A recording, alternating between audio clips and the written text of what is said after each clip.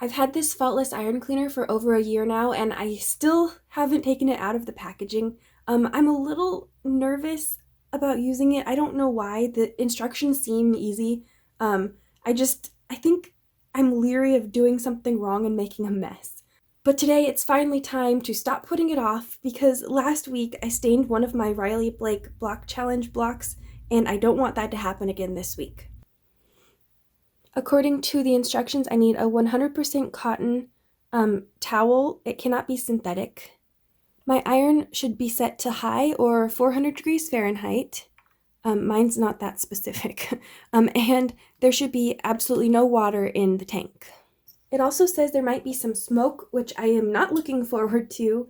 I've had a hard time with smoke and fire ever since I lived through a house fire many, many years ago.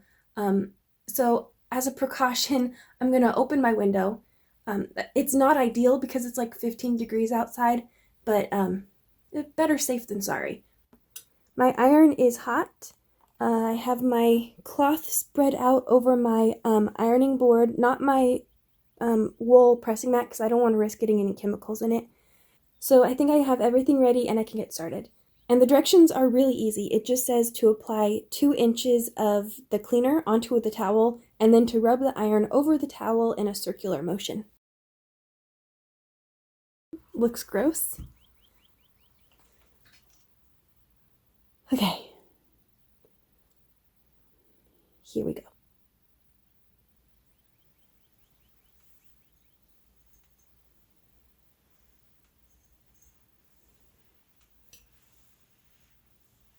Oh, circular motions, my bad.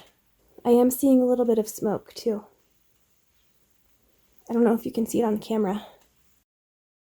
I was expecting to see some sort of residue or something on the towel besides the cleaner. Some kind of dark residue coming off the surface of my iron. And it doesn't say how long to do this either. Maybe until the smoking stops. I just realized I wasn't pushing hard enough. When I started pushing down with more force, it got more schmutz off. They should include that on their directions. Extra force makes a big difference. Wow. Okay, cool. The surface of my iron really doesn't look very different, although it didn't look dirty to begin with, so the next step is to take a damp cloth, and after the iron has cooled, I'll wipe it down and try to get off any excess residue.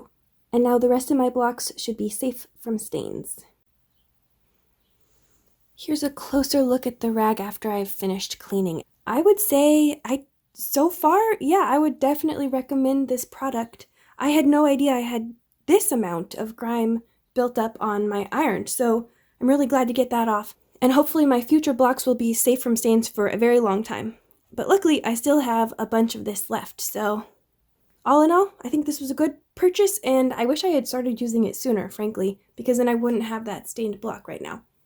I would give this product 5 out of 5 stars. Worked great, better than I expected, actually. I'll leave an Amazon link down in my description below, but I would bet you could find this in a grocery store or maybe your local quilt shop too. If this video was helpful, don't forget to like, comment, and subscribe. Thanks for watching, and as always, I'll see you again real soon. Bye!